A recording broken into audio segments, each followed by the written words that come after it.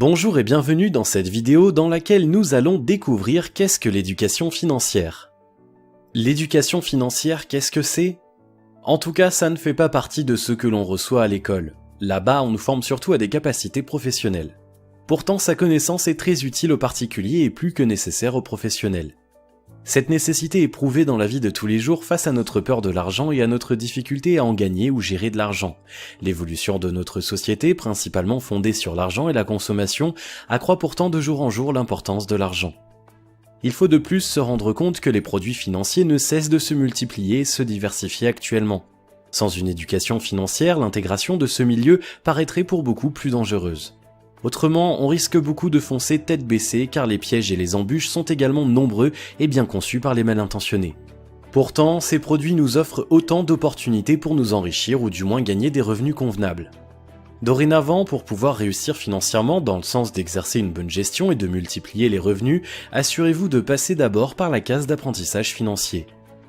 Avant d'entrer dans le vif du sujet, assurez-vous de vous abonner à la chaîne et n'oubliez pas de télécharger votre livre offert sur la liberté financière en cliquant sur le lien dans la description située sous la vidéo. Définition donnée par l'OCDE. L'OCDE, Organisation de coopération et de développement économique, est la mieux placée pour la définir. Selon la définition qu'elle a donnée en 2015, l'éducation financière est le processus par lequel des consommateurs et ou investisseurs 1. Améliorent leur connaissance des produits, concepts et risques financiers.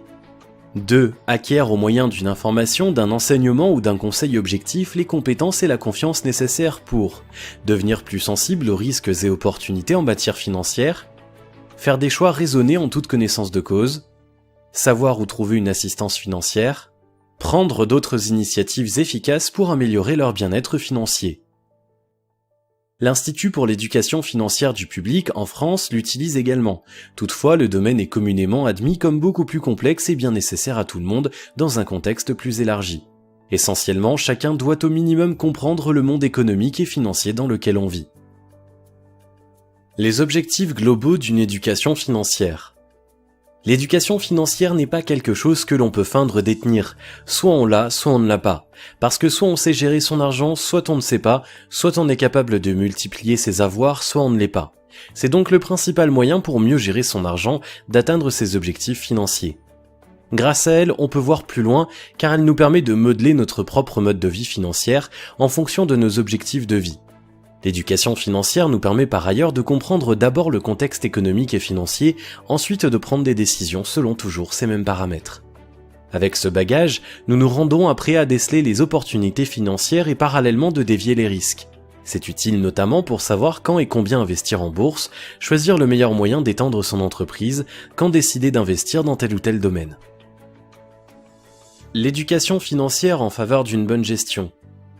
La gestion financière est un domaine qu'on ne nous apprend pas à l'école. Elle est pourtant essentielle à tout un chacun. En effet, comment pourrait-on vivre décemment au quotidien relativement à notre propre budget si l'on ne sait pas dépenser ? Comment arriverait-on à économiser ou à rembourser nos crédits si on n'est pas capable de bien répartir ce même budget ? L'éducation financière nous apprend à mieux nous comporter financièrement en fonction de nos possibilités. En même temps, elle va nous apprendre à prendre du recul face aux appâts toujours plus tentants des vendeurs. Ainsi, on n'aura plus à vivre à crédit, mais au contraire à atteindre les fins de mois avec chacun son propre budget. En effet, en suivant un tel apprentissage, nous arriverons rapidement à être indépendants financièrement, à avoir un esprit économe et un caractère d'investisseur. Il nous rendra également capables de mieux gérer le remboursement de nos crédits. En étant éduqués dans ce domaine, nous disposerons désormais d'une capacité à prendre des initiatives en toutes circonstances. Ce sont des résultats importants et plus qu'avantageux de l'éducation financière. Plus tard, nous aurons la capacité d'économiser pour les projets à venir. Nous saurons privilégier l'utile à l'agréable en investissant plus que ce que nous dépensons.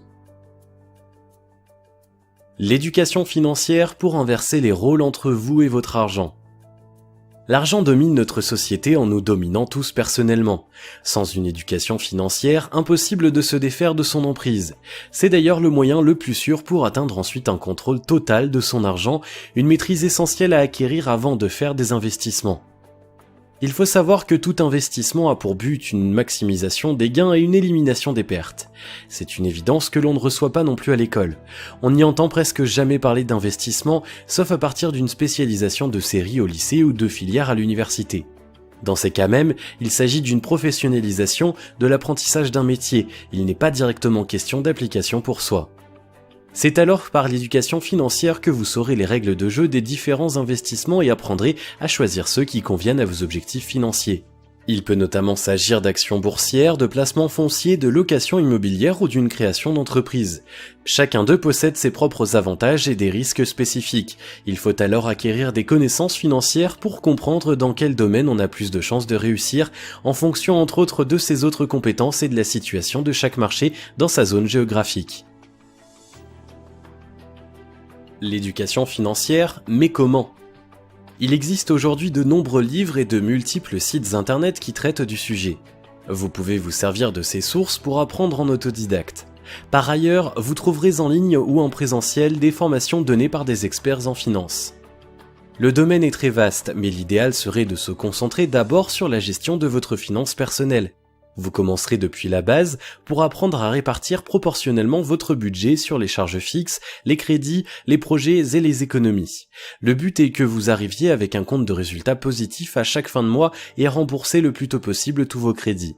Surtout, cette partie est nécessaire pour avoir une stabilité financière sur le long terme, à savoir définir vos priorités. Vous éviterez ainsi les dépenses folles qui amènent presque toujours des soucis financiers. Ce sont d'ailleurs les principales raisons qui nous empêchent de faire des économies.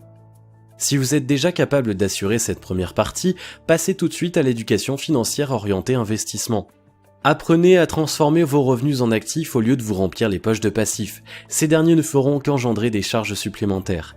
L'essentiel est suffisant, vous pourrez dès lors utiliser tout le reste dans des placements et commencer à multiplier au plus vite vos avoirs. Cette solution vous mènera rapidement à la possibilité de réalisation de vos projets d'avenir. Néanmoins, puisqu'il existe des règles, des risques et des contraintes à tout placement, apprenez-les avant de vous lancer. Éduquez-vous sur le comment d'un investissement dans l'immobilier, dans l'agriculture et l'élevage, dans le foncier, dans la bourse, dans l'entrepreneuriat ou ailleurs. La culture entrepreneuriale, une branche dans l'éducation financière, est très importante si vous voulez vous lancer dans votre propre business. Mais ce n'est pas suffisant, il faut surtout connaître les rouages du système bancaire du côté notamment des emprunts. Il y a également les impôts et les taxes, ainsi que tout ce qui est relatif aux investissements. Apprenez autant que possible et ne vous arrêtez jamais. Par ce moyen, vous aurez une forte capacité de décision, de production d'idées, de décèlement des opportunités. Votre business va dès lors pouvoir se fructifier rapidement, toujours en ascendant. Si vous avez aimé cette vidéo, merci de liker, partager, commenter et surtout de vous abonner à la chaîne. Et vous êtes également libre de recevoir le nouveau livre 5 étapes pour atteindre la liberté financière en cliquant sur le lien situé dans la description en dessous de la vidéo.